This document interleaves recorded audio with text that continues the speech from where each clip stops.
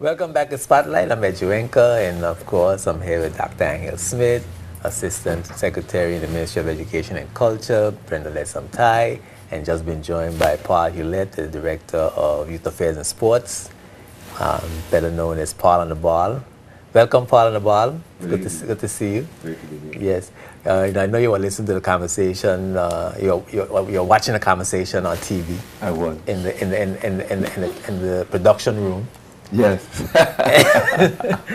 And I'm sure a lot of things that Dr. Smith was saying were as amazing to you as it was to me. Well, I was fortunate enough to actually, I was down at the complex the other day, and actually Dr. Smith actually alluded to a lot of those things down there as well. So it's the second time I'm hearing Oh, it. okay. But it was fairly new to me then. He actually went on and spoke about the Aborigines. I didn't even realize that we had the Aborigines here before the Kaiser and the Arawak. So it was actually a really good day. So I was quite impressed when I heard him that day, and I was glad to hear him be able to I hear it reiterated again this evening. He's a wealth of people say a treasure trove It's something which of we information. absolutely Wealth of information. Yeah. something which we really need to pass on to our youth. Yeah. So we just heard how Territory Day came about, and we now have a House of Assembly. Now, I'll talk briefly before I get to. I wanted to have Ms. Lesamtai go over the activities of the day again before we get to you, Paul. But we have had a little constitutional advancement, particularly with the constitutional order of 2007. Yeah. And we're back to a House of Assembly, and I didn't know that we had a House of Assembly before. We were here joking off that we went full circle. We think we're going forward, and we actually going in a circle, right? But talk a little bit about where we are now and advancement. As I said, we once after the 1949 demonstrations, then we had the restoration of a legislative council, and then through that process, we had that whole process of evolution, where we had a membership system of government, and then eventually we went into a ministerial system in 1967 with our first chief minister, who was H.L. Stout. And then we progressed again, where we came to the point where the council was enlarged. We then had territorial seats as opposed to just districts. Again, not a new idea, because before we had territorial seats at some point before. So as you say, some of the ideas keep coming around in circles. So we came full circle to 2007. When we had a new constitution, and in this constitution, we reverted again to the concept of a House of Assembly, which is where we started in 1773, when the first House of Assembly was instituted in the Virgin Islands. And I always found it interesting, because I think when the House of Assembly was started, and then it was listed as the first House of Assembly, I remember going through the records to see if I could determine how many sit-ins and how it was divided at that time, but I couldn't find any direct numbering of the House of Assembly at that point. But we did have that House of Assembly in 1773, which was taken away, and we were given a legislative council. Then the legislative council was taken away from us. We had nothing. Eventually, we were given back a legislative council, and now that legislative council has been upgraded to a House of Assembly all over again. So we have advanced to that point. The changes as it relates to the status as a colony, then that just changed in terms of the name to a territory as British Overseas Territories, and that's kind of. So the date celebrating Territory Day is basically to celebrate, as it were, the birth of this territory, the Virgin Islands, and the beginning of the new developments. Yeah. Thank you very much for that great amount of information. Yeah. Territory Day. Territory Day 2014 will be celebrated on Monday, the 30th of June, in lieu of July 1st. And the ceremony all take place at the Noah Lloyd Positive Action Movement Park at 9 a.m. under the theme Our Territory, Our Story. We have special performances from the Western School Mass Choir. We have the Elmer Stout the Aldous Gatliff Primary School Fungi Band. We have youth involvement with the Elmer Stout High School and the Brigada Flax Educational Cultural Debate teams. We have dance from Ebenezer Thomas Primary School. Cultural presentations of the Songs of the Virgin Islands, written by Dr. Quincy Lettsome and Mr. Dylan Penn. And the highlight of the event, I can't say this enough, the highlight of the event is a dramatization written by local playwright Miss Janice Stout. And as I said before, if you've ever seen one of Miss Stout's presentations, you know you're in for a treat. And it's all within context because the entire focus of the day is the history of Territory Day and what it means to us as a people. And you are all invited to wear your territorial wear. Of course. Of course. Of course. At the celebration. At the celebration, of course. Paul on the ball. Well, I'm keen to see your new outfit. My territorial. Yes. Yeah, I have a bad suit, as I was saying off air. I got a bad, but I consider bad territorial suit, and of course I'm preparing to make a new one for the upcoming emancipation celebration. So I want to shot that out on Spotlight during the interview with the Miss BVI contestants. So we'll have everybody look forward to that. But there's a lot of national symbols that's being developed, Paul. Paul, gift, wear, national dress, song, bird, flower, lot of things that are giving us a sense of national pride and nationalism. Even ceremonies, flag raising ceremonies, a lot of things that's giving us a sense of national pride in the territory. And now we are talking about a national sport. What does that mean? I can give you the definition for that. A national sport? Yes. Okay. Give you what's a national sport? Definition. Yes. A national sport or a national pastime is a sport or a game that is considered to be an intrinsic part of the culture of a nation.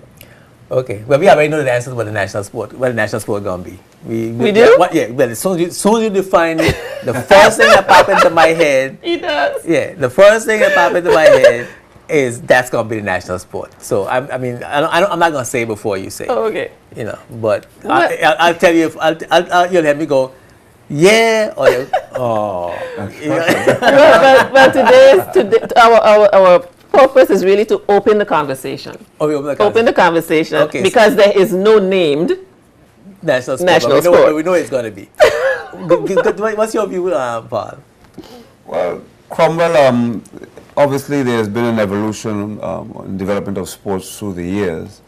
The sport here really in the 1940s was around cricket, as you know, and most of our parents and some grandparents played cricket. There were 7 actual cricket fields in the region. From there, in the early 1950s, somewhere from what my studies have taught me, is actually around 1950 itself, the sport of softball was brought to the British Virgin Islands, which we now know as the British Virgin Islands, which is really the Virgin Islands, from the USVI, was brought here, and it was big. It actually, individuals actually went onto the cricket grounds with these new bats and balls and began to encourage individuals to try it out. Well, it became so popular that by the 1960s, really, softball became the most played sport in the territory. And as the years have progressed in the 1970s, before the year 2000, softball was played more and more, and that older generation suddenly came to the realization that their children weren't playing cricket at all. In fact, didn't understand it. What we've now seen through that evolution is that there's been a similar development in basketball. Yeah. After 2000, there beyond, thanks to the likes of Magic Johnson, Michael Jordan, and these guys, and obviously cable television becoming prevalent and in everyone's household. Basketball has become very popular, and now many of the youngsters who are playing basketball have never played softball. And when you tell them about softball, they say, no, I want to play basketball. So there's been an evolution through time. And what we really want to ensure that we're not losing history, because history is very important. And we want to get the assistance of the general public to formalize what is our national sport and where we're going to move forward from where we are today. So how is the country going to participate in that debate, in that discussion? What mechanisms are being forged for us to participate in that discussion? Well, the plan is, first of all, we will utilize talk shows like this to let the public know that what we're planning to do. And then we hope to have an online poll on several of the major online sites and get a feel of what the public thinks should be the national sport. Do a poll and get feedback that way. Okay, so there is no thought in the minds of the leaders or the community or the ministry of what it should be. It's a total, at this particular point, it's totally up for debate and war of words. Well, I think we're soliciting the public's opinion at this point. Okay, and so what history has shown? What history has shown you, Paul, that would make you want to lean towards one sport or the other? Well, I don't want to pick people's mind really, because really I think the route we really want to take is to get the public to really say what they think. You know, I was hoping that you were going to go here and spill the beans there, and then we can follow your trend. Let's start. Cricket is a okay. First of all, go ahead and define what a national sport is again. Okay, is a sport, a game that is considered to be an intrinsic part of the culture of a nation. Yeah. Cricket is an intrinsic part of the British Empire, or the sport of the British Empire. That's the first historic factor we got to take into account, right? Correct. And now, what I need to know is what social, political, and economic role that cricket played before I was born. Right. 'Cause I born into softball. Right. So you're one of the baby boomers. You're softball. I born into softball. Well, all the baby boomers were born in I born softball. into softball. Yes. Yes. All of them were born into Yeah. softball, for sure. But so I don't know, Yes. and I know the social and economic value of softball, Right. and Right. when I was growing up. Sure. So, and I don't know anything about cricket at all. Right. Well, I played cricket mildly and maybe once. I must play cricket once in high school. right. Right? Yeah, but it's nice. So, But we made bats out of broomstick. We made softball out of aluminum foil and paper rubber band. We made gloves out of the hat cover of the copybook. Correct. And we played in Miss Helen yard, and Miss Flossie yard. Yes. Correct. Yes, You understand? yes, Instead, yes. so we know about softball. right. And that's the point that I was making, that our generation have really grown up around softball, whereas the older generation who grew up around cricket. And to answer your question, and you can answer the question for me better with softball than I can. Or we both can really, but I mean, you can as well as I can. But for cricket, I learned that it became a cultural thing because the West Indian was able to prove who they were by defeating the white man at his own sport. Right. And that's where the pride came into it. That isn't really, it has become a culture for us. And so therefore the pride of being able to beat them at their own sport has become our thing.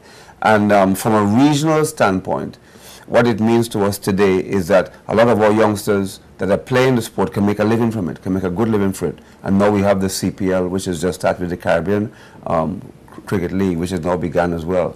So there are those aspects. But what did it mean? For example, for example, softball was at the time when softball was decentralized. Yes. When you had a field in East End, you had a field in Bargains Bay, you had a field in Seacoast Bay, you had a field in West End. We had fields all over the territory. Right. We used to go from community to community, and I had a girlfriend in Seacoast Bay, for example. And one in Bowers Bay. No. the point is that we were able to socialize, and mingle, with each other, Right. and be a whole community, much unlike what we are today, a separate community. But at that particular point, Sarbal was a socially unifying factor in our lives growing up, and this is why I had Sister Brenda repeat the definition, because Sarbal fits into that definition for me.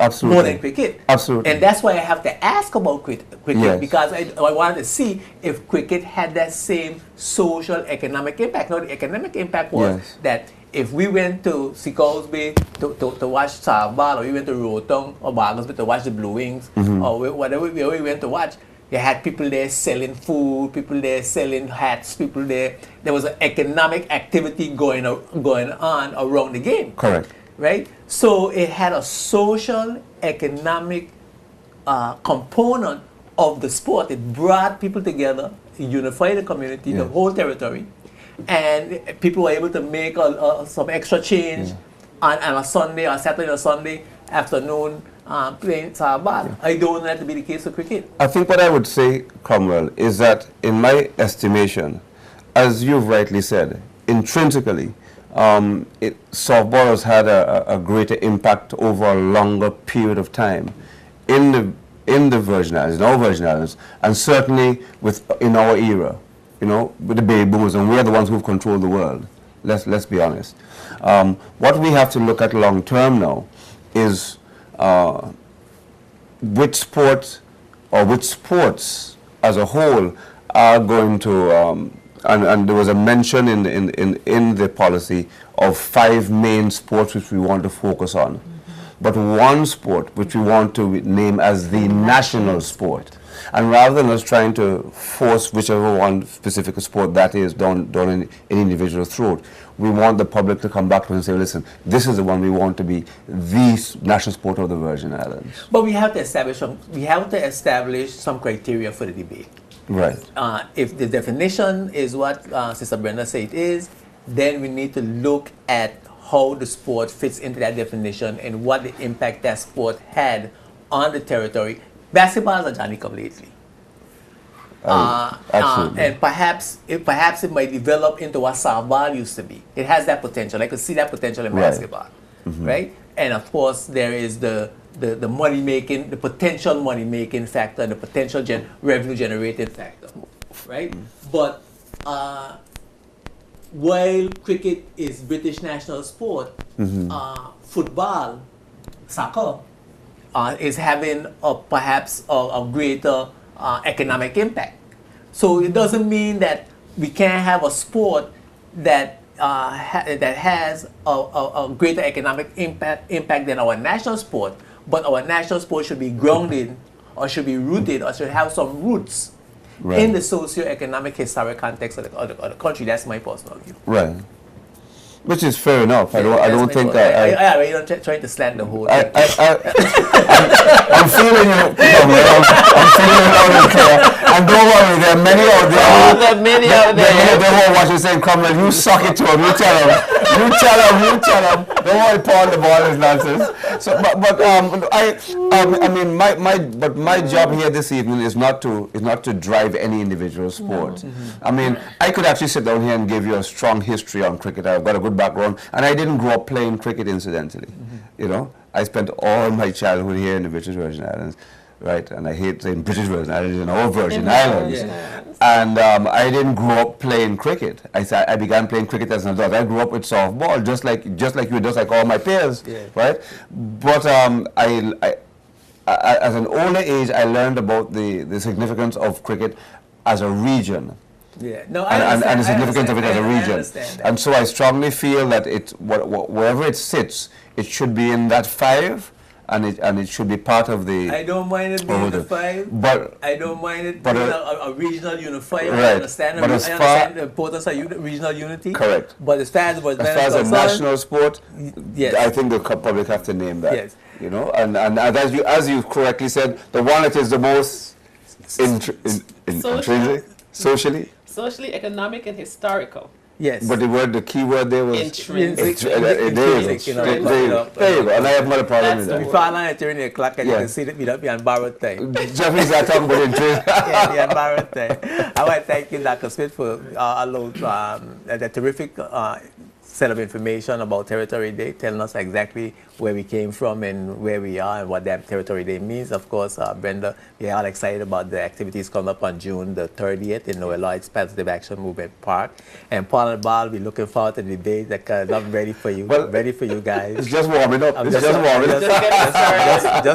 just beginning to put light the fire under this thing, and we're looking forward to that discussion. That's an interesting and important discussion, I think, and Yes. and rightly so. And it's going to be a great time when we decide that we have a national sport. Yeah.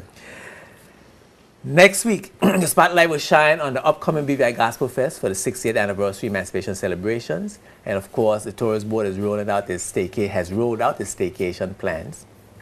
And we need to start spending some money in the country, keep the money circulating in the country by going on a vacation in the Virgin Islands. A vacation in the Virgin Islands, I've had a few, and I'm telling you, a vacation in the Virgin Islands is like no other vacation, especially a sailing vacation. It's really, really, really hot. And we're going to talk about that, and we're going to talk about some other experiences. In my experience, as a person who has had a staycation, hot staycation. So tune in next week. We're going to talk about the Gospel Fest, and we're going to talk about the staycation. The Tourist Board is going to be here. Spotlight is seen every Tuesday at 8 p.m. and on Sundays at 2:30. You can continue to email me at JT. What's the email address again? jtvspotlight@yahoo.com. You can see all the spotlights on jtvlive.net. Brenda, that's uptight. You can see all the spotlights on jtvlive.net. Thanks for your word of encouragement. Thanks for your criticisms. Thanks for your suggestions. I'm Edgerenko reminding you that when the spotlight is on, you see the facts. Peace and blessings.